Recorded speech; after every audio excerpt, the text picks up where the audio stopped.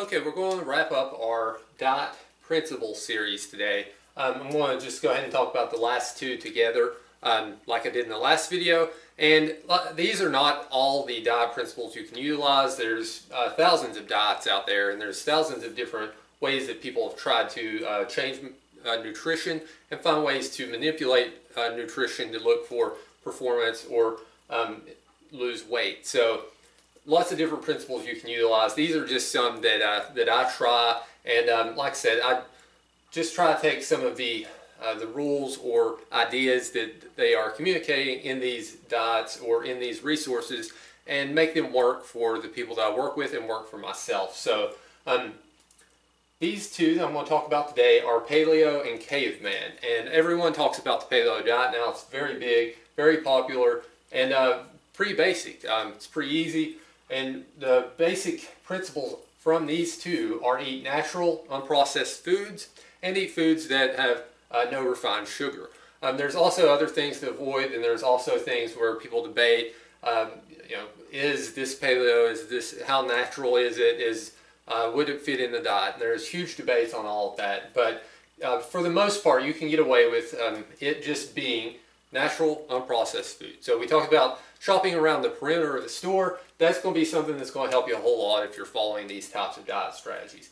Also, I think that these diet strategies work very well if you are trying to do intermittent fasting or some different types of low carb strategies like that. You're going to have a lot of healthy foods, you're going to have a lot of vegetables, and in having those vegetables, it's easy to limit the carb intake because vegetables aren't going to have a huge chunk of carbs in them if they are healthy vegetables and following these guidelines. And in doing so, it's going to allow you to limit your carbs.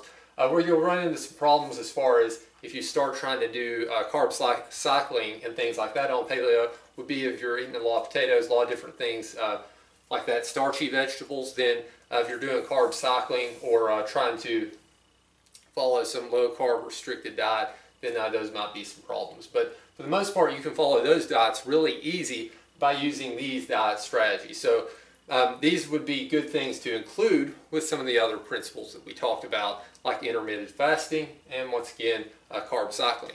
So based on the foods you eat, it's going to depend on what principles you start putting together and how you can apply all of those. So if you prefer to eat sweets and you don't want to watch a lot of your restrictions, then you're going to be better off with something like If It Fits Your Macros and just watching your basic calorie intake.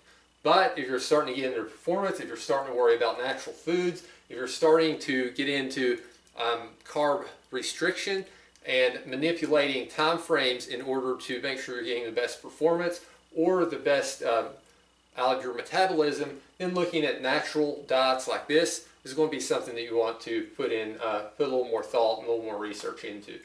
These are both excellent diets. Try to take pieces of these and put them into a lot of the things I do personally, and I always try to, like I said, I normally try to eat good, healthy, natural foods.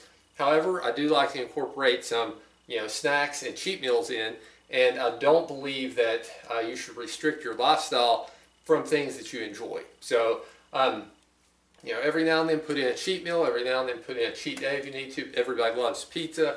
Get some things like that in if need be. So these are two good, wholesome, natural diet strategies, principles that you can utilize to make sure that you're getting the proper nutrients, the proper vitamins and minerals, and that you are heading toward the healthy and fit lifestyle that we're trying to promote.